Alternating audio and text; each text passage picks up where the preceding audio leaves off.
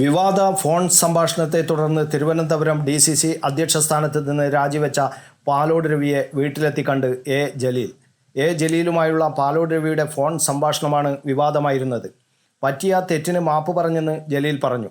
ഇരുവർക്കും ഇടയിലെ പ്രശ്നം പരിഹരിച്ചെന്നും പാലോട് രവി തന്നെ സന്തോഷത്തോടെ സ്വീകരിച്ചു എന്നും ജലീൽ പറഞ്ഞു.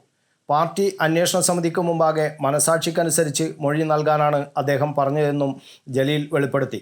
ഫോൺ വിളി വിവാദം അന്വേഷിക്കാൻ KPCC തിരുവഞ്ചൂർ രാധാകൃഷ്ണനെയാണ് ചുമതല നൽകിയിരിക്കുന്നത്. അന്വേഷണത്തിന് നിർദ്ദേശം നൽകിയത് KPCC അധ്യക്ഷൻ സണ്ണി ജോസഫാണ്. ശബ്ദരേഖ പ്രചരിച്ചത് അടക്കം അന്വേഷിക്കും. കോൺഗ്രസിനെ വെട്ടിലാക്കിയ ഫോൺ സംഭാഷണം പുറത്തുവന്നതിന് പിന്നാലെ പാലോട് രവി തിരുവനന്തപുരം DCC അധ്യക്ഷ സ്ഥാനം രാജിവെക്കുകയായിരുന്നു. നേതൃത്വത്തിൻ്റെ നിർദ്ദേശപ്രകാരമാണ് രാജി.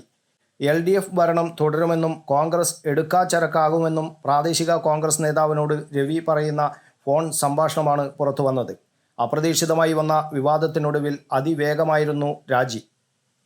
വാമനപുരം ബ്ലോക്ക് സെക്രട്ടറി A ജലീലുമായി പാലോട് രവി നടത്തിയ ഫോൺ സംഭാഷണമാണ് കുരുക്കായത്.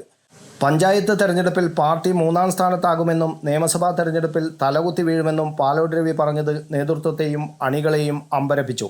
പുല്ലമ്പാറ പഞ്ചായത്തിൽ താഴെ തട്ടിലെ ഭിന്നത തീർക്കാൻ കൊടുത്ത സന്ദേശമാണെന്ന് പാലോട് രവി വിശദീകരിച്ചെങ്കിലും നേതൃത്വം മുഖവിലയ്ക്കെടുത്തില്ല.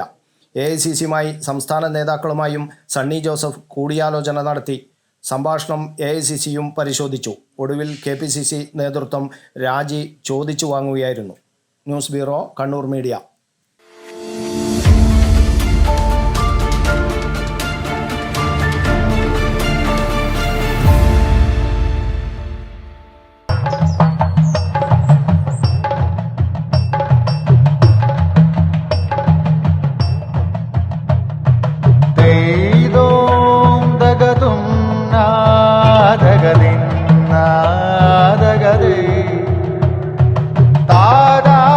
Relax.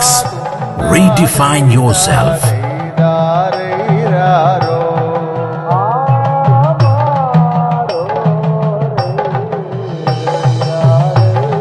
Green Planet Hotel, near Kannur Airport, Mattanur.